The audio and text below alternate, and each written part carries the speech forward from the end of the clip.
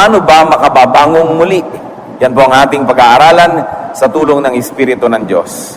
Ama namin sa langit, salamat sapagkat kami tinipon niyo upang kayo papurihan, upang kayo dalhan ng handog sa inyong paanan, awitan, at upang tumanggap din kami ng iyong mga pagpapala. Turuan niyo po kami. Patuloy niyo kaming linisin, O Diyos. Patawarin kami sa aming mga kasalanan. Punan niyo po ang aming mga kakulangan. Palakasin niyo aming mga kahinaan. Bigyan niyo kami ng matang nakakakita, taingang nakakarinig, at pusong sumusunod. We surrender our thoughts to you, O God, and ask you, let your will be done in our lives. Move in our midst. Teach us. Enable us to hear your voice. Empower us to obey you. Teach us how to recover in our various falls and infirmities. May your perfect will be done in our lives. In the name of Jesus, our healer, we pray.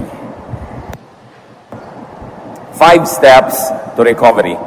Pagbabasihan po natin ang pag-aaral, yung recovery ng isang tao na nasa Marcos 2:1-5 ang bahagi ng kanyang kwento. Pagkalipas ng ilang araw, bumalik si Jesus sa Capernaum at kumalat ang balitang siya ay nasa bahay. Nagkatipon doon ang napakaraming tao, kaya't halos wala nang mapwestuhan kahit sa labas ng pintuan. Habang nangangaral si Jesus, may dumating na 4 na taong may dalang isang paralitiko. Hindi nila mailapit ang paralitiko kay Jesus dahil sa dami ng tao. Kaya't binakbak nila ang bubong sa tapat niya at ibinaba ang paralitikong nakaratay sa higaan. Nang makita ni Jesus kung gaano kalaki ang kanilang pananampalataya, sinabi niya sa paralitiko, "Anak, pinatawad na ang mga kasalanan mo." At Marcos 2:10-12, sinabi niya sa paralitiko, "Tumayo ka, buhatin mo ang iyong higaan at umuwi ka na." Tumayo nga ang paralitiko. Kaagad nitong binuhat ang kanyang higaan at umalis habang ang lahat naman ay nang naroon ay namangha. Sila ay nagpuri sa Diyos at sinabi nila, "Kailan may hindi pa kami nakakita ng ganito." At purihin ang Panginoon sa pagkabasa ng kasaysayan. Napakasikip ng bahay, napakaraming tao, hindi maipasok ang pasyente, kaya binokbak ang bubong at doon pinadaan sa ibabaw, hindi sa pinto, dahil wala na talagang lugar. Ang mga bahay po sa Middle East, ang mga bubong nila ay flat. Hindi katulad ng mga bubong natin na matibong, very, very steep, because of the rain that we have to contend with. But the houses in the Middle East were made of mud and some dried leaves and some twigs and some branches of plants, at ganon din yung mga bubong nila. Hindi naman pala ulan doon, kaya pwedeng ganon. At dahil doon ay pwedeng sampahin yung bubong at bakbakin dahil parang putik lang naman yon. At pagkatapos doon, pinadaos-dos ang pasyente galing sa itaas. What are the 5 elements of recovery that we see in this story? Unang-una, we see faith. Faith in God, faith in Jesus, definitely, as in the story. Faith in Jesus as an instrument of God. 5 sangkap ng paggaling ang ating nasaksihan: pananalig sa Diyos, pananalig kay Jesus, at pananalig kay Jesus bilang isang mabisa, makapangyarihang kasangkapan ng Diyos. Ano pa po ang makikita natin mga elemento ng pagbangon ng paralitiko? Nakikita natin yung paralitiko hindi makagalaw, kaya buhat-buhat na lang siya. Yung kama niya, yun ang binubuhat.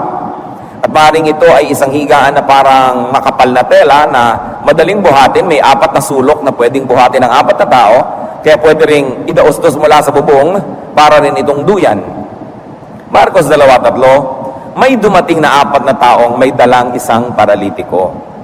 So kung yung paralitiko lang, hindi siya makakalapit. Kahit paano pananalig niya, hindi siya makakalapit. So isa pang elemento ng paggaling, helpers. May mga tagabuhat, may mga katulong, may mga tumulong. In a person's healing or recovery, the help of others is all important. It is very, very important. And helpers are usually family members, relatives, friends.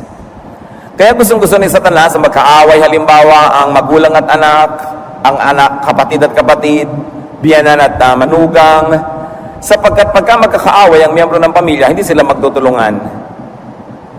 Ayaw mo sigurong tulungan yung kaaway mo, at ikaw naman ayaw mong patulong kahit kailangan mo. Tuwang-tuwa si Satanas noon. Dahil kayang-kaya niyang papanghinain ng mga tao at hindi nagkakatulungan. So, helpers are very, very necessary in one's recovery. And the Bible is full of such heroic intercessors and ministers. Kung babalikan natin ang kwento, Marcos 2:3-4, may dumating na 4 na taong may dalang isang paralitiko. Hindi nila mailapit ang paralitiko kay Jesus dahil sa dami ng tao, kaya't binakbak nila ang bubong sa tapat niya at ibinaba ang paralitikong nakaratay sa higaan. So another element here of recovery is effort. Carrying the paralytic and making an opening in the roof. Pagsisikap.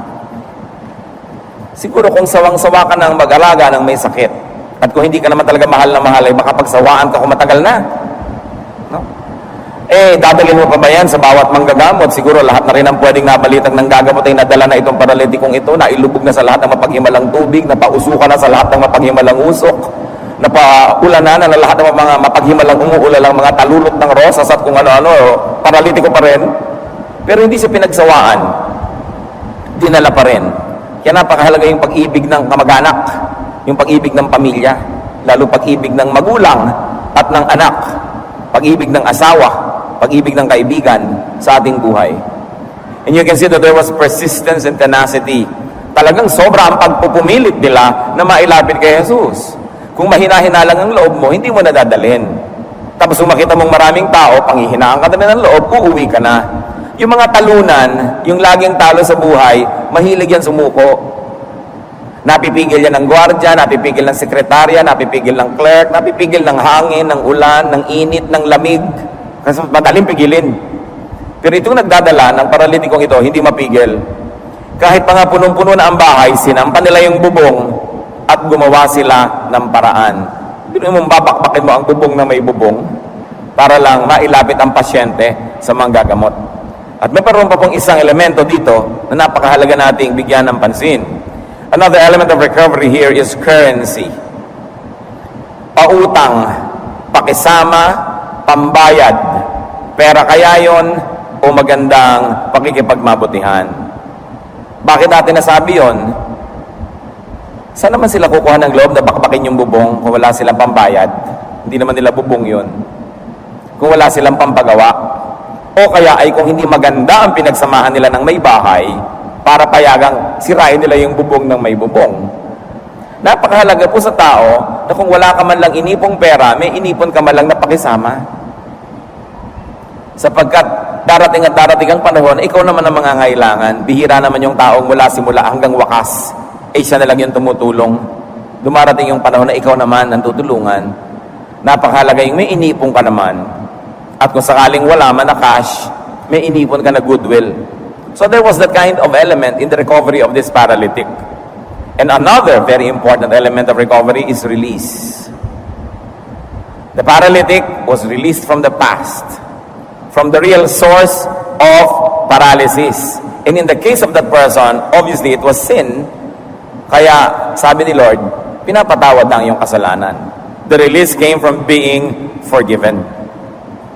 Hindi natin alam kung anong kasalanan, kung paano naging dahilan ng kasalanan, pero nung pinagaling siya ng Panginoon, ang inuna, tinanggal yung hawak sa kanya at pagkakasaklot sa kanya ng kasalanan, pinatawad siya.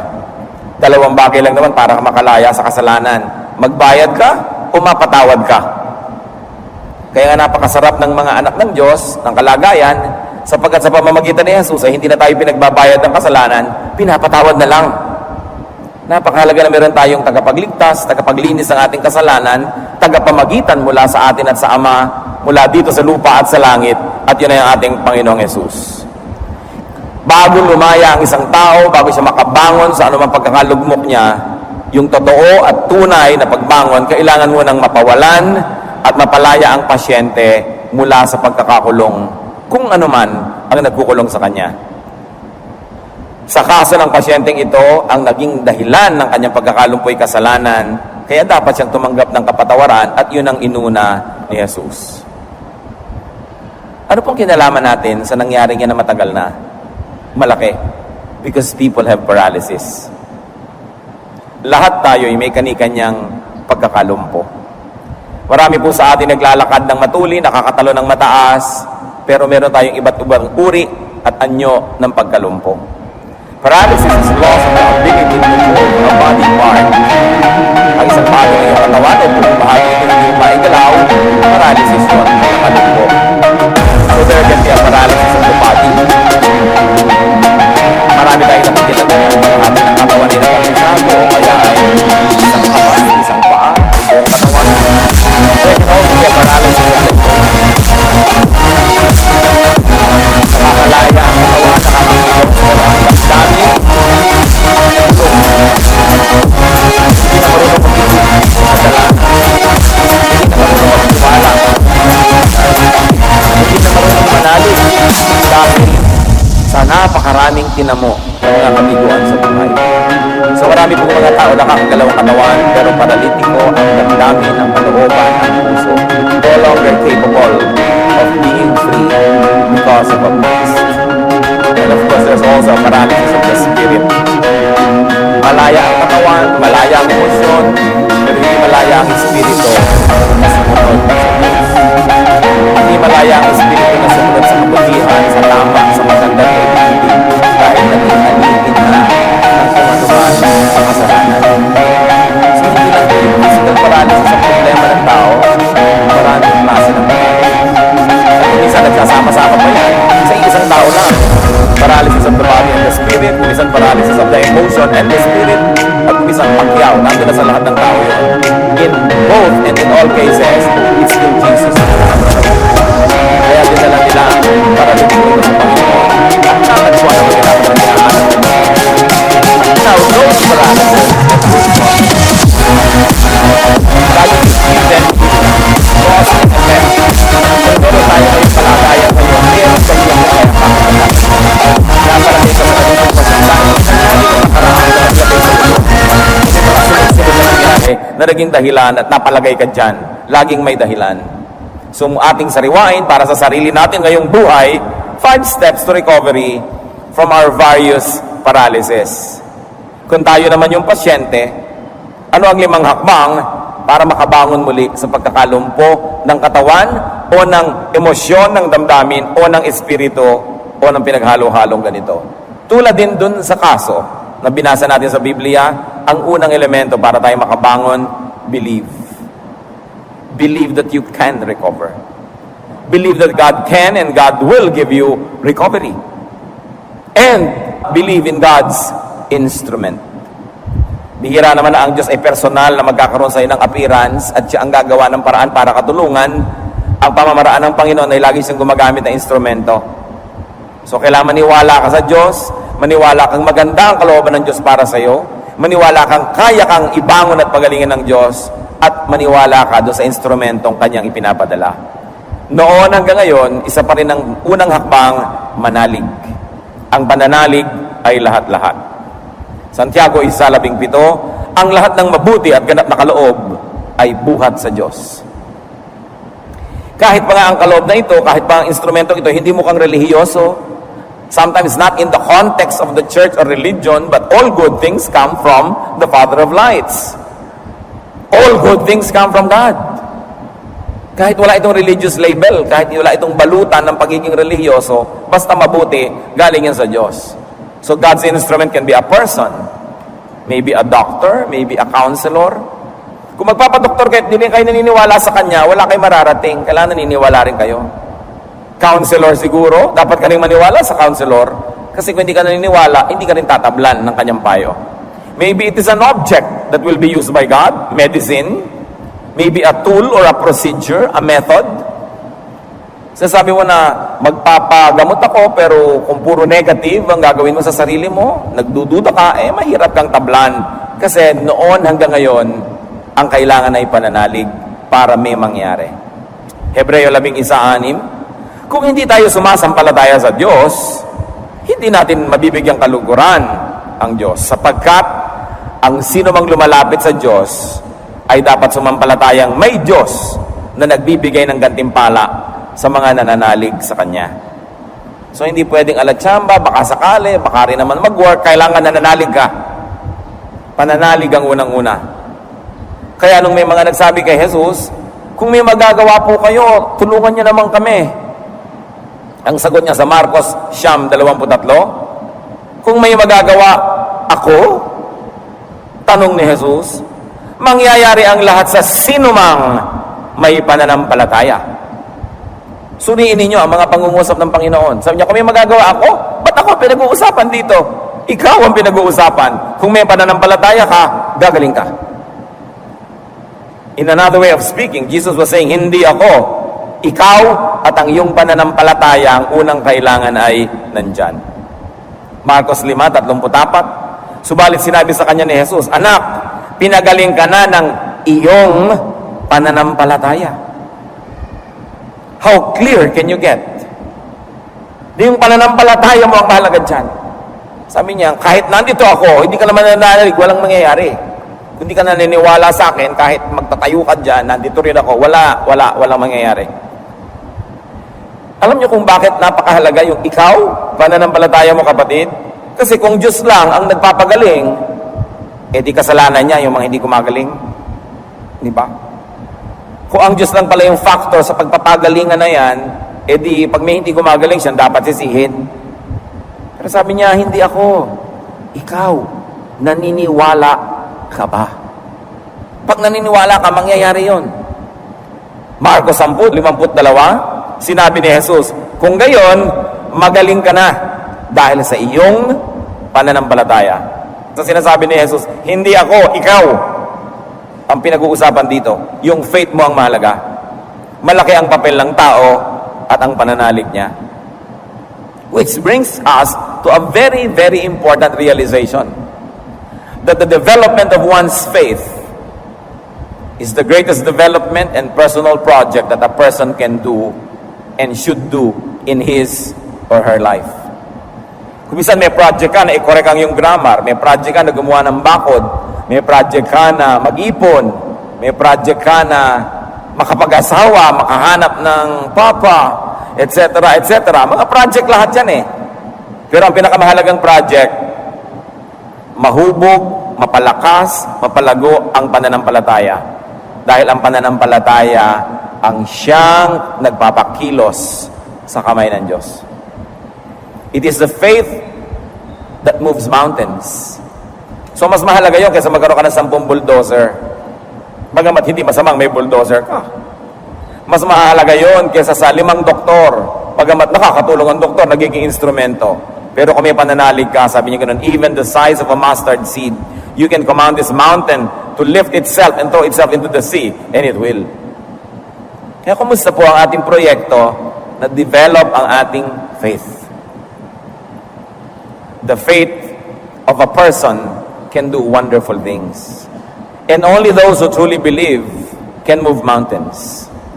Kaya pag tinignan natin ang kasaysayan ng sangkatauhan, yung mga nakagawa ng napakalalaking mga gawaing halos di mo mapaniwala ang mangyayari, may nanguna lang doon, 1 o 2 na talaga nananalig. At dahil sa lakas ng kanilang pananalig, marami ring nanalig din at nagkatulong-tulong, may mga nagawa sila sa buhay. All the great projects of humanity happened because people believed. Pag tinignan ninyo yung mga pyramids of Egypt, natapos yun dahil naniwala yung Pharaoh nagpagawa na matatapos. At inilagay niya ang lahat-lahat ng strength niya para tapusin yon. Pag tinignan natin yung mga rice terraces ng mga Ifugao, yung mga gilid ng mga bundok na inuka para gawing taniman ng palay, naniwala sila na kaya nilang gawing halamanan ang mga matatarik na gilid ng bundok. Kailangan ka maniwala sa ginagawa mo. Yung mga nakikita kong nagsikap, paasensuhin ang buhay, kahit na dinadaganan sila ng mundo at patuloy silang hinihila pababa ng napakarami, nagawa nila kasi nanalig sila. Kailangan ng tao ng pananalig. Half faith is no faith at all. It will not accomplish anything. Isa pang mahalaga, mga kapatid, kung ang pananalig pala ay nakakapagpalakas at may mga nangyayari pag lumalakas ang tao, napakahalaga pala na tayo man ay pinananaligan. We have to help others believe in God, and very, very importantly, we have to help others believe in us. Tatay kayo, kailangan pinaniniwalaan kayo ng inyong mga anak. Sapagkat ang paniniwala nila sa inyo, magpapalakas sa kanilang loob na gumawa ng maraming mga bagay. Nanay kayo, kailangan pinapaniwalaan kayo. Manager kayo sa opisina, administrator kayo, dapat pinaniniwalaan kayo. na tama ang inyong ginagawa, may ginagawa kayong tama, at mapapasunod nyo ang mga tao. Nakikita nyo pag ang mga tao na demoralized na, hindi na sila naniwala sa isang misyon, nawawala na ng lakas. Hindi ka na naniwala sa isang pinuno, nawawala na ng direksyon ng ginagawa ng lahat. So tayong lahat ay may pananagutan sa isa't isa na maging at manatiling kapani-paniwala. One of the best gifts that we can give to others is to make them and help them believe in us, so that through that belief, we may influence or lead them to do great things. Lalo't ikaw ay leader. Kita nyo, napakahirap naman na ikaw ay tatay, pasuray-suray ka, palasing-lasing, lima-lima asawa, wala kang kinikita, nang bubugbog ka ng asawa. Maraming mga anak ng mga ganitong tatay naliligaw din ng landas. Kasi wala naman silang mapaniwalaan, parang wala namang hero.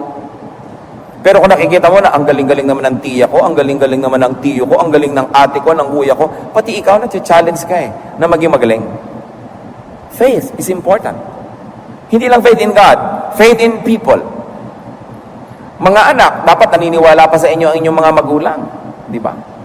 Para nagsisikap man sila na pinag-aaral kayo, ganado, hindi yung 7 semestre na kayo sa first year. Parang wala nang paniniwala sa inyong magulang nyo, tinatamad na rin halos bigyan kayo ng baon o pang-enroll kasi na-erode yung faith nila. That's why we should continue to inspire faith and confidence. It is our duty to one another. And you, as object of faith, can help others tremendously.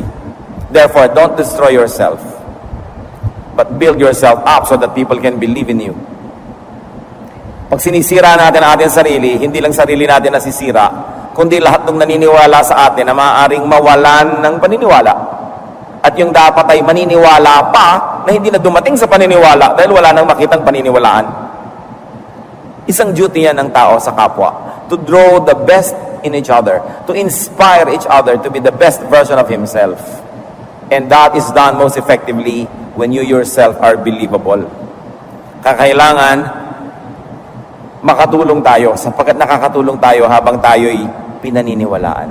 Ang mga bayan, ang mga bansa, nakakalampas sa mga crisis basta naniniwala sila sa kanilang leader. When your leader is believable and credible, a society, a nation can surmount any difficulty. But the problem is, when your leader has a credibility problem at hindi ka naniniwala, at hindi ka nananalig, paano ka mai-inspire pag sinabi niyang magsakripisyo tayo para sa bayan? Eh siya naman hindi magsasakripisyo halimbawa. Pag sinabi niyang ayusin natin ating kapaligiran pero siya naman ay hindi maayos, napapahamak ang marami kapag ang pinuno ay hindi ka panipaniwala. So ganyan ang mga pananagutan niyang faith na yan. Masalimuot. Maraming mga department yan sa buhay natin. Mayroon tayong pananagutan maging at manatiling kapani-paniwala and credible for the sake of those who need to believe in us. Pangalawang steps po para sa ating sariling recovery, allow helpers to minister to you. Allow friends and carriers to bring you relief or to bring you to the source of relief. Makinig kayo mabuti mga kapatid. Kailangan handa rin tayo magpatulong. May mga tao matulungin pero ayaw magpatulong. Dumarating ang panahon sa buhay ng isang tao na kailangan niyang tanggapin ang tulong ng kapwa. And when you have to, be a gracious recipient. At kung talagang nabibigatan na kayo, napaparalitiko na kayo kapatid, kailangan kayong magparamdam. Kailangan kayong magtapat, magbukas ng loob sa makakatulong sa inyo. Hindi tama na ikaw lang ang tumutulong tapos hindi ka tutulungan. Kasi one way ang ganong relationship. You cannot forever exhale. You need to inhale to complete the cycle. Hindi ka pwedeng bigay lang ng bigay, darating din na panahon ikay tatanggap. Maging si Paul was a very gracious recipient. Most of the time pa nga, he expected help. He demanded help.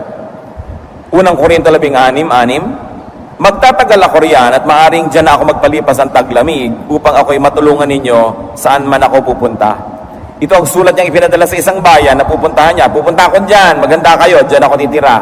Matagal, buong winter, tutulungan ninyo ako. Hindi niya ikinakahiya yun sapagkat tumulong din naman siya sa mga taong yun eh. Filipos 4:16, nung ako'y nasa Thessalonica na, sabi ni Paul, makailang ulit ding pinadalhan niyo ako ng tulong. So, tumatanggap siya ng tulong. Bagamat konti naman ang tao na palatulong at ayaw magpatulong, pero meron ding mga ayaw talaga, mga ilan-ilan. At kung ito ang problema ninyo, ang mensahe ay para sa inyo. Kailangan tayong magparamdam kung nangangailangan tayo ng tulong. Have helpers and have potential helpers. Which brings me to a point. We must be friendly. We must have friends. Kasi kung wala ka namang kaibigan na tutulong man lang sa'yo, wala ka man lamang napakisamahan, wala ka man lang naitanim na mabuti, paano ka naman aasa na aani? Mangangaralapat, 9 hanggang 10. Ang dalawa ay mabuti kaysa isa. Mas marami ang bunga ng anumang gagawin nila. Kapag nabuwal ang isa, maitatayo siya ng kanyang kasama. Kawawa ang nag-iisa, sapagkat walang tutulong sa kanya kapag siya ay nabuwal. That's why Satan wants us proud, so that nobody will like us, and when we fall, nobody will help us. Gusto ni Satanas na tayong mayabang, makasarili, masama ang ugali, para pag natumba tayo, walang tutulong. Yan ang misyon ni Satanas Ihiwalay tayo sa tutulong, para pag tayo ay kanyang pinatid at natumba, hindi na tayo makabangon pa. Kaya ayaw na ayaw nyo ikay mapagpakumbaba, mapagbigay, matulungin, na siya namang gusto ng Diyos. Alam niyo kung ba tayo tinuturuan ng Diyos na maging mabuti? Kasi ang Diyos, alam niya na darating ang panahon, kailangan natin ng tulong ng kapwa. Sinong magulang ang magtuturo sa mga anak na, anak, dapat snub ka, dapat suplada ka, huwag kang babati kahit kanino, huwag kang ngingiti. Hindi alam ng magulang na yun ang itinuturo niya sa kanyang anak. Sapagkat tinuturo niya sa kanyang anak na kamuhian ng kapwa. At kung sakasakaling ito'y matumba sa kalsada, walang dadampot. Ang mabuting magulang, nagtuturo ng magpakumbaba ka anak, maging matulungin ka, maging mabait ka. Kahit tayo may kaya, kahit tayo mayaman, dahil alam niyo naman ang kapalaran ng tao nagbabago. Health or wealth are both temporary. Nobody is sure that it will be the same forever. Kaya mabuting nakikitungo tayo ng mabuti sa kapwa. So be a friend. Be a helper. And as long as you can, be a carrier of others. So that when it's your turn to be carried, you will not be embarrassed that people are carrying you dahil marami ka na namang nabuhat Roma 12:13, tumulong kayo sa pangangailangan ng mga kapatiran. Pag nagtuturo sa atin ng Diyos na tayo maging mapagbigay, hindi niya tayo pinapadehado noon. Kasi alam niya na ang pagbibigay ay isang uri lang ng pagtatanim din. At hindi masamang magtanim. At hindi masama sa nagtatanim na umasang aani. Kaya ka nga nagtatanim kasi aani ka At hindi masamang umani, basta may tinanim. Another step to recovery, tulad ng sa kwento, we should work. We should strive and make the effort. Kailangan magsikap. Buhatin ang higaan na yan, sampahin ang bubong, bakbakin ang bubong kung kailangan, dapat magsikap. At habang ginagawa ang pagtatrabaho, lugi ang isang tao na nagtatrabaho, naglilingkod, tapos sa kasimangot. Bakit? Pagod na siya, pumangit pa siya. Pagod na siya, malungkot pa siya. Parang doble lugi yan. Dapat habang napapagod ka, masaya ka. Pasayahin mo sarili mo. Para pagod ka lang, pero masaya ka. Efesos 6:7-8. Maglingkod kayo ng masayang kalooban na parang sa Panginoon kayo naglilingkod at hindi sa tao. Sapagkat alam ninyong gagantimpalaan ng Panginoon ng bawat mabuting gawa ninuman. Hindi lang sa church work yan. Nag-e-empake kayo ng gawgaw, ngumiti kayo, pasayahin nyo ang inyong sarili. Nagwe-welding kayo ng mga bakal, nagvo-vulcanize kayo ng gulong, nag-aayos kayo ng bulaklak, pasayahin nyo sarili nyo. Hindi may trabaho ka, nagagalit ka at ginagawa mo yun, nagrereklamo ka, dadabog-dabog ka, walang blessing yun. So kung may tinutulungan tayo, binubuhat natin yung paralitiko, makita man lang niya na nginingitian natin siya, kahit tayo pagod na pagod, nginingitian natin, hindi yung nabangga-bangga mo na lang siya sa sulok-sulok dahil pagod ka na. Dahil babangon din yan pagdating ng araw, baka ikaw naman yung nakahiga, di pag nag-uumpog ka rin niya. Kasi yun ang tanim mo sa buhay. Kaya yung mga, ewan ko ba yung mga masusungit na mga tiya, mga tiyo, mga stepmother, mga stepfather, ang lulupit sa maliliit na bata. That is foolishness. Dahil habang dumadating ang araw at buwan at taon, papatanda kayo, lalo lampas na kayo ng 40, 45, no? Kumbaga, 45, halimbawa, ipagpalagay na mabuhay ka ng 90 anyos, di 45 ang alas 12 tanghali ng inyong buhay. Pag 46 na kayo, ay mga 12 quarter na kayo noon, ha? Pag 50 kayo, mga 2 o'clock na yun ang hapon. So habang tumatanda kayo, papahina, yung inapin nyo, papalakas pala. Kaya pag nasa 5:30 na kayo ng hapon, malabo na ang inyong mata, gagapang-gapang na kayo, nasa katanghaliang tapat pa lang siya. Kung sabi niya, balang araw, babangon ako at dudurugin kita. Ba't ka mang-aapi ng bata? It's really a horrible foolishness. First of all, it's unkind.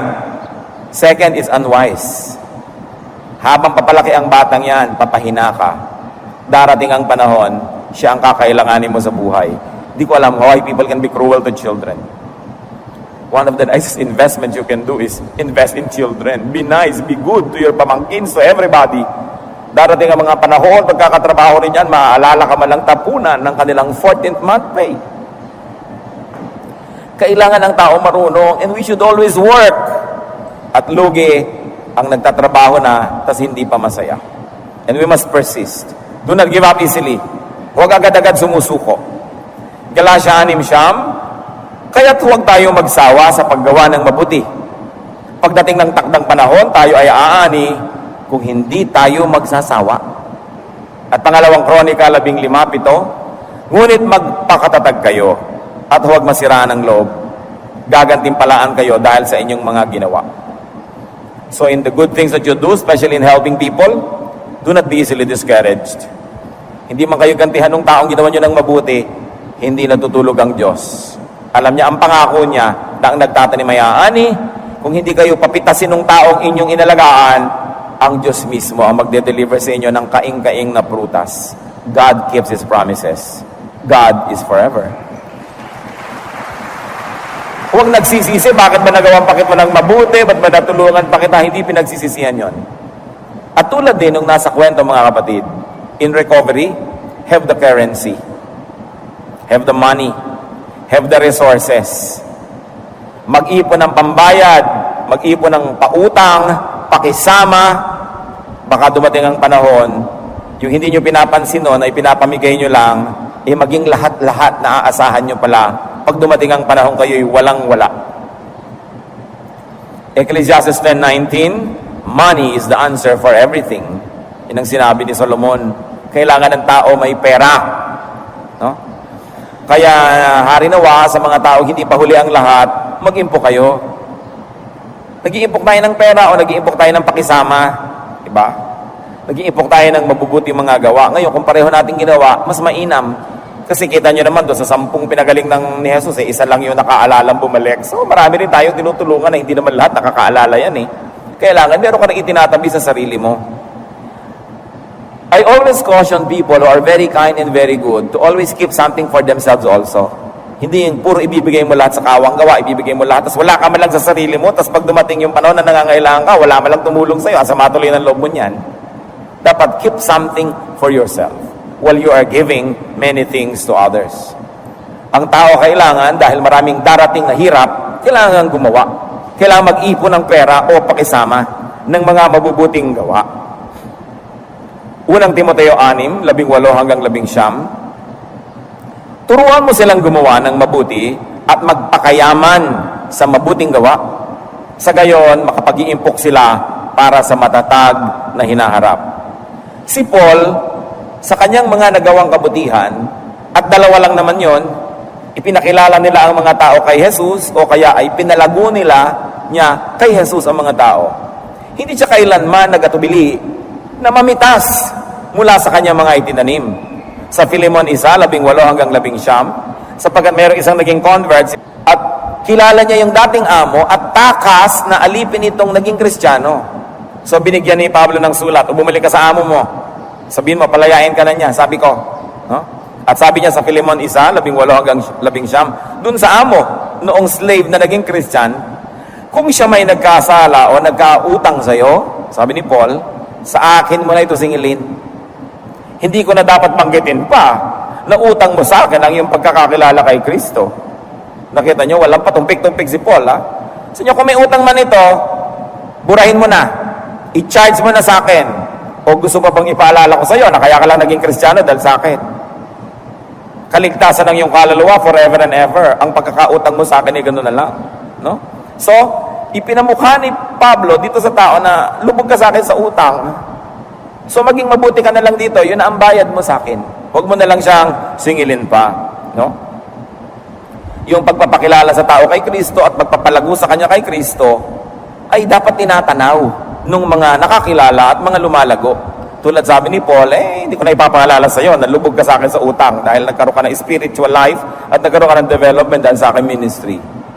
So, dahil may tanim siya, hindi siya nag-aatubili, no? Na lumapit din at pumitas. And finally, sa 5 hakbang na nakita natin doon sa kwento at i-apply natin sa ating buhay, be free from the cause of paralysis. In the case of that person in the Bible, it was a sin. At kung sa atin din may paralysis tayo, be free from the sin that you committed or the sin that was committed against you. It must be a sin or a mistake or an unfortunate event. Pansinin niyo mga kapatid, maraming tao, paralitiko sila ngayon. Hindi sa katawan, ha? Paralitiko ang damdamin, ang isip, ang puso, ang kaluluwa, ang espiritu, dahil sa nakaraan. Ayaw nang bigyan muli ang puso ng pagkakataong umibig dahil nadala. Hindi ba paralysis yan? Ayaw na uling magnegosyo dahil nalugi. Paralysis yan. Ayaw na uling sumakay sa eroplano dahil nahulog ang eroplanong sinasakyan niya at salamat na lang siya sumabit sa isang punot na buhay pero ngayon ayaw nang sumakay. Paralysis yan. Yung mga phobia, paralysis yan.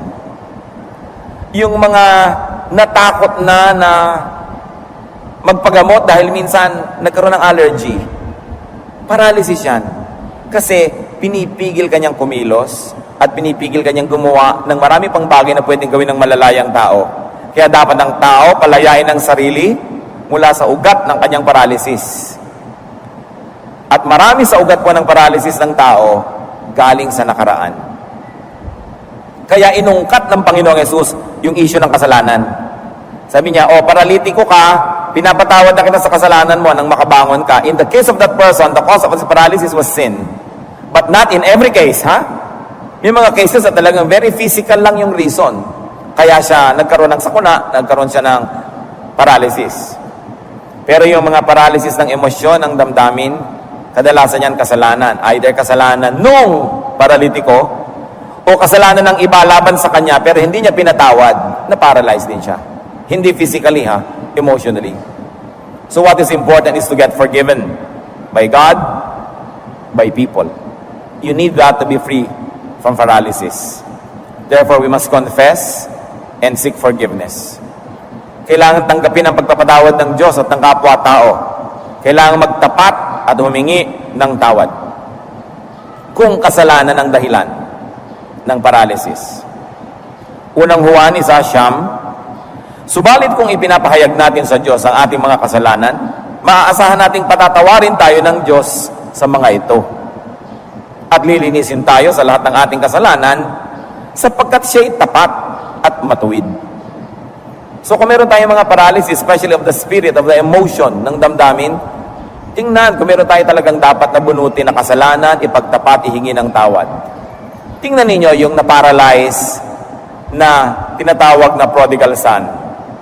Hiningi niya ang kanyang mana sa magulang, buhay na buhay pa yung magulang, pagkatapos nilustay, na-paralyze siya. Hindi na siya makakilos, wala na siyang pera. Hindi na siya makabalik sa tatay niya dahil na-paralyze na yung damdamin niya. Inisip niya hindi na siya deserving, hindi na siya worthy. Pero paano siya nakarecover? Lucas 15:21. Sinabi ng anak, Ama, nagkasala po ako sa Diyos at sa inyo. Hindi na po ako karapat-dapat na tawaging anak niyo. Dahil dumanas ang sobrang hirap ang taong ito at dumanas ang gutom, napag-isip-isipan niya na makabubuti pang bumalik ako sa aking ama at kung tatanggapin man lang niya ako kahit isa sa mga katulong niya, ang pagiging katulong sa bahay ng tatay ko ay higit lalong mainam kaysa ako'y nandito't malaya pero gutom. So, gusto niyang makalaya sa kanyang paralysis, ipinagtapat niya ang kanyang kasalanan at humingi siya ng tawad. Pero tandaan niyo ito, ang paghingi ng tawad ay hindi paraan para ma-restore ang iyong mga privileges. Meron naman, hihingi lang ng tawad sa magulang para magka-allowance uli. Hihingi lang ng tawad sa asawa para makapamayag pag uli. Hihingi ng tawad sa boss sa opisina para makapaghari siya uli. No, ang tunay na humihingi ng tawad, handa at inaasahan niya na siya'y may kaparusahan. At humihingi lang siya ng tawad para linisin ang kanyang kasalanan, to clear the air, but not to ask for a restoration of privilege. Doon mo malalaman yung sincere na humihingi ng tawad. Kaya sabi niya, umuwi siya sa tatay niya at nagpasya siya na hihingi ng tawad at hihingi na lang siya na maging katulong na lang siya. Maging alilang kanin na lang siya. Sabi, huwag niyo na po akong sweldohan, pakanin niyo lang ako, itrato niyo lang akong katulong, pasalamat na ako. Pero alam niyo naman ang ginawa nung ama doon sa kwento, di ba? Siya iniyakap, nilagyan ng singsing, nilagyan ng magandang sandalyas, nilagyan ng magandang balabal, at ipinagparty pa ng tawad. Hindi naman lahat ng humihingi ng tawad ay dapat umasa na ganun nga ang kanilang sasapitin. Pero, yun ang nangyari doon sa kwento. How to be free? Forgive others. And forgive also yourself. Isa pa pong uri ng kalayaan, mga kapatid, yung magpatawad tayo. Sapagkat habang hindi kayo nagpapatawad, nakatali kayo doon sa inyong hindi pinapatawad. Tatandaan nyo yun. Kung yung nagkamali at hindi pinapatawad ay nakatali pa doon sa kanyang pinagkaatrasuhan, yung nagawa ng mali na hindi nagpapatawad ay nakatali din doon sa gumawa ng mali. Pareho lang silang hindi free. Colossus 3:13, magpasensya kayo sa isa't isa at magpatawad kayo kung may hinanakit kayo kanino man. Magpatawad kayo gaya ng pagpapatawad sa inyo ng Panginoon. And why? Because when you don't forgive, you remain tied to the one who hurt you. Tuwing naaalala nyo siya, sumasama ang loob nyo, parang nandyan lang siya. Tuwing naiisip nyo yung ginawa sa inyo, nagsisikip ang inyong dibdib, di nandyan pa siya at nakakubabaw pa sa inyo. So ang pinakamabuting gawin, magpatawad, hindi lang para sa kanyang ikabubuti, kundi para rin sa inyong sariling ikabubuti. Because only when you forgive those who have wronged you, will you be free from their memory. And that's when you'll be free from all the pain and the sorrow that are forever being relived when you remember them. When you do not forgive, you are not free. So dealing with the past, especially childhood and early youth, is an important element of recovery. Kahit po sino na nakakaalam ng clinical counseling, clinical psychiatry, clinical psychology, pag merong maraming masyadong problema ang tao, yung pagkatao niya, ugali niya, kadalasan ang kailangan mong buklatin ay ang kanyang childhood. Sapagkat maraming kamalian na nagawa sa bata, daladala niya hanggang pagtanda. Kaya ang nagiging asal niya ay mahirap. Ang ugali niya ang hirap pakisamahan. Marami siyang takot, marami siyang nervyos, marami siyang arte sa buhay kasi nasaktan siya nung bata. Ngayon, nasaktan kayo, anong gagawin ninyo? Isa na lang natira. Patawarin yung nanakit sa inyo para matigil na ang patuloy niyang pananakit sa inyo. Sapagkat habang hindi nyo sa pinapatawad, maski alaala na lang, nakakasakit pa rin. Conscious or unconscious, you still get affected by the people who have wronged you, whom you have not forgiven. That's why confessing sins to God, confessing sins to the people you have wronged, and unburdening yourself to a spiritual person or to a technical counselor will really greatly help. Kaya yung tunay na therapy, binabalikan ng nakaraan kahit masakit. Kaya yung mga tunay na makakalaya sa phobia, natakot kayong sumakay ng aeroplano, isa lang ang makakapagpalaya sa inyo niyan, sumakay kayo mali. Natakot kayo maglakad sa damo dahil minsan natuka kayo ng ahas, ang makakapagpalaya lang sa inyo, maglakad-lakad uli kayo dyan. You've got to conquer your fears. But to conquer your fears, you've got to relive them. You've got to go back to the point where you were hurt. Sabi nga ng ating mga matatanda, kung saan nadapa, dun bumangon. Napakalalim ng kahulugan nun.